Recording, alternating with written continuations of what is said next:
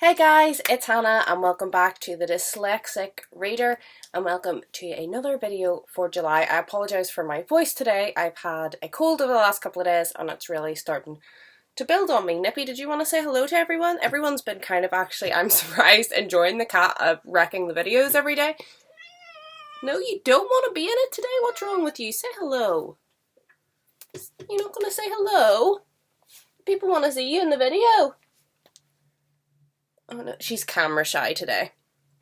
Well, I'm starting like a new little series over the next couple of days on here that was kind of put in my head by Cuppa Books, so thank you for the suggestion. She suggested that I pick a colour and then talk about my favourite books in that colour. But I had a slight issue with that, and that was that most books that I read are either from the library or audiobooks or ebooks, or if I do actually own the physical copy, if I read it, unless it's something that I'm 100% sure that I'm going to reread again, even if I love it, I pass it on to a friend, give it to a charity shop, donate it. So most of my books that I really liked, I don't have them, I don't keep them on my shelves. The only really books I keep on my shelves are things that I'll definitely 100% reread, or books I haven't read yet. So I thought I would show you books of colours that I haven't read yet but really want to read, and hopefully then it's better for you because I can actually show you the book, talk about it. If you've read the book, then you can tell me if it's really good, and hopefully talking about the book with you guys will give me some motivation to actually get round to some of these books which I've had on my shelf for a really long time and really do want to read but just haven't got round to it. Are you going to get down so I can show all the people the nice books? Come on. Come on. What's with that? Say bye-bye. I'll hook you when I'm finished filming, okay? Okay, let's get into this because we've been way too long. Today we are going with red. We're just going to do them in rainbow order. And the first book that I picked out is this book I've had for ages and I really want to get to. It's The Underground Railroad by Colson Whitehead. And this is about the Underground Railroad. I've heard really good things about this book. It's not my cup of tea in terms of the topic, but I have heard that it is written really well and it's quite uniquely told, and that's what I really like about books, more so than maybe the subject is more how it is portrayed, and I've heard this one is quite good. I'll quickly read you the synopsis. Cora is a slave on the cotton plantation in Georgia, an existence made even more hellish by her status as an outcast among her fellow Africans. She is approaching womanhood where a greater pain and danger awaits, so when Caesar, a slave recently arrived from Virginia, tells her about the Underground Railroad, Cora takes the momentous decision to accompany him on the escape to the north. In this razor-sharp novel, the Underground Railroad has assumed a physical form. Oh, I have no idea what that word is. Placated? No idea. Boxcar pulled by a steam locomotive, picking up fugitives wherever it can. Thus begins Cora's perilous journey as she is pursued by a ruthless slave catcher named Ridgway, obsessed with both Cora and her mother, who eluded him years before. And, yeah. This is actually, I bought this when this book was relatively new out, maybe within its first year of release. And that is something that I absolutely never do because I was so excited to get this and I never get to this. I'm just talking about it now, so this is why I wanted to film this video talking about this now. It makes me want to like put this straight to the top of my TBR. So if you have read this, positive or negative, let me know down below. I would love to hear what you guys thought about it. Second one is massive. This is Jonathan Strange and Mr. Norwell by Susanna Clarke. This book I have wanted to read for ages. It's set in the early 1800s, I believe, and it is about two magicians, an English one and a French one, and I think they kind of have like a friendly rivalry between them, if I'm correct.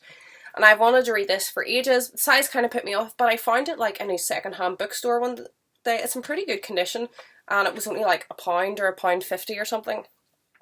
and I thought I would pick it up so I would have it, and I was really close to reading it last year, and then Olive from a book, Olive literally like 3 days before I was due to pick this up said that she had read it and it was horrible, so I didn't.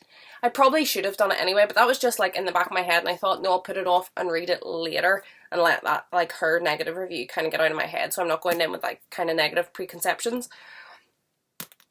But I haven't really got around to it yet, and every time I see it on my shelf, I'm kind of like, I've heard it's bad, because that's really the only person that I've heard reading this. I've heard of it in the past, but kind of just mentioning, not like a full-blown review or discussion or someone saying they really liked it or really hated it. And I do trust Olive's opinion, so that kind of knocked me for 6. So if you have read this and you thought that it wasn't horrible, leave it down below, and hopefully that'll kind of put it back on my radar of to reads. And my last one, because I'm going to do 3 books for each colour, because that's kind of long enough. I went with this. It is kind of more brown, isn't it? But I think it was red. It's an old book. It's an orange cover. I should probably leave this for orange tomorrow. Should we? Yeah, let's switch that out. We'll leave that for orange tomorrow. So there's a sneak peek for you for tomorrow. And let's switch out this one, because I wanted to read this one for a while too. Oh, I'm just destroying my shelves. This is The Red Fortress, The Secret Heart of Russia's History, and it's just a Russian non-history book, but it was like the Penguin, they put together like a series of books that were like historically, what's the word I'm looking for?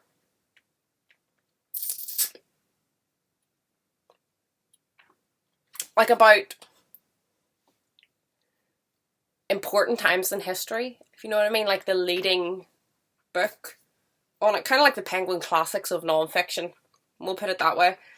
And I really don't know much about this whatsoever, apart from that it is like really like all these glowing review on the back come from like some people really like high in the field and some really well known, not only literary voices but history voices.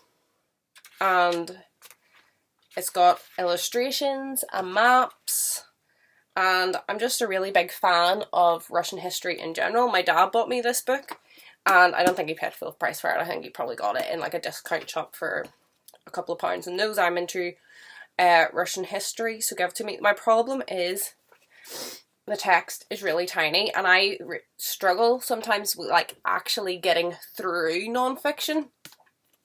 So when I'm struggling to get through it, and then it's got tiny text, and I've been reading for 20 minutes, and I looked down, I've only read like 3 pages, it gets quite discouraging for me. So that has kind of put me off it as well. I also tried to read a Russian history book recently, the Romanovs, and I got a good bit through it, but like I just wasn't able to continue on. It was just too dry. It was really well written. It was just a bit of an overload for me. So what I'm tending to do is maybe go back to it at a later stage. So I'll do like a time period and then leave it for a year, and then do a time period and slowly make my way through that book. And I kind of don't want this to be the same way, but I guess we'll have to see. The only way I'm going to find out is by actually picking it up, so that's something that I've got to do. So here is my 3, oh, the cat's jumping now because I'm moving, my 3 red books that are really quite high up on my TBR, so please let me know if you have read any of these, and if they're any good or not, because I would really like some motivation to get to, well, most of the books on my shelves, because as I said, most of these are on red books because I just get rid of them when I read them.